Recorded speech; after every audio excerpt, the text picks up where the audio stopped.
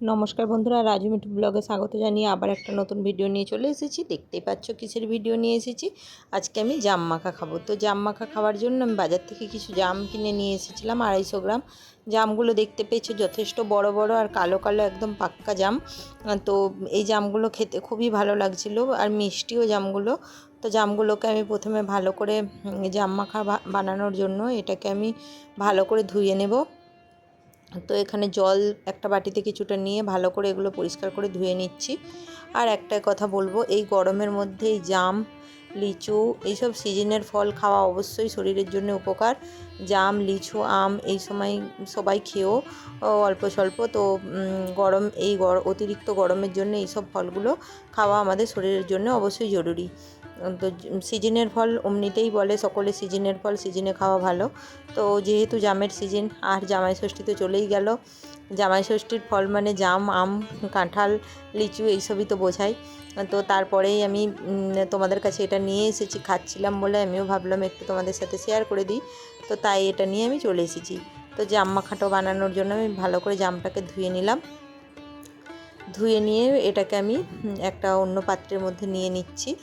যেহেতু জামটা বাজারের মধ্যে খোলা অবস্থায় পড়ে থাকে, তো এটাকে ধুয়ে নেওয়া অবশ্যই দরকার। ধুয়ে খাবে, ফল অবশ্যই ধুয়ে খাওয়াটাই দরকার, শরীরের জন্যে উপকার। না হলে ওটার মধ্যে অনেক রকম নোংরা থাকে, তো ওগুলো পেটের মধ্যে গেলে পেট খারাপ হতে পারে। তো যাই হোক, জামগুলোকে ভালো করে আমি ধুয়ে নিয়েছি।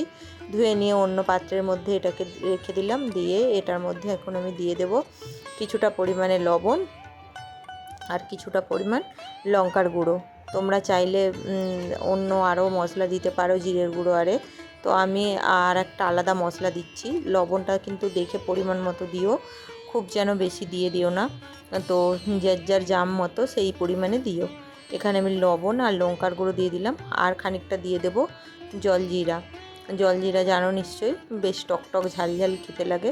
ওই জলজিরাটা আমি একটু দিচ্ছি। তো ওটা দিয়ে খেতে আমার বেশ ভালো লাগে। জিরের গন্ধও পাবে, সবই পাবে, সবই একসাথে আছে। বিট নুন, জিরে, টক সব কিছুই একসাথে মিলে মিশিয়ে জিনিসটাতে আছে। তো আমি জলজিরাটাই দিলাম, দিয়ে এটাকে ভালো করে মেখে নিলাম। মেখে নিয়ে যেহেতু একটু ফাটিয়ে দেবো, জামগুলো গোটা গোটা আছে, তো একটু ফাটিয়ে দিলে ওর মধ্যে জিনিসটা ঢুকে গেলে খেতে আরও বেশি ভালো লাগবে। আর যখন খাচ্ছিলাম এত ভালো খেতে হয়েছিল কি বলবো। আমি তো এটা খেয়েই সারা বিকেলটা আমি কাটিয়ে দিয়েছিলাম। তো যাই হোক, তো বেশ ভালো লাগছিল। তো আমি এই জাম মাখাটা রেডি করে খেলাম। আর একটা কথা আমি বলবো, অবশ্যই এই জাম মাখাটা আমি যতবারই জাম খাই এই বিচেগুলো কিন্তু রেখে দিই। তার কারণ হচ্ছে এই জাম বিচে কিন্তু আমাদের যাদের ডায়াবেটিস, সুগার এইসব রুগী আছে তাদের জন্য বিশাল উপকার। তো কী জন্য উপকার সেটা বলি। এই জাম বিচে আমি সব দিনই রেখে দিই, তার কারণ আমার বাবা এই জাম বিচেটা সারা বছর খায়। কীভাবে খায়? এই জাম বিচেগুলোকে ভালো করে ধুয়ে নিয়ে রোদে শুকিয়ে নিই। রোদে শুকিয়ে নেওয়ার পরে ওর থেকে একটা পাতলা যে খোলা বেরায় জাম বিচেটার, সেই খোসাটা ছাড়িয়ে দিয়ে এটাকে শুকিয়ে গেলে মিক্সিতে তারপরে ওটা ভালো করে একটা সুন্দর পাউডার বানিয়ে ডাব্বার মধ্যে ভালো করে রেখে দিতে হবে, যাতে একটুকু হাওয়া না লাগে।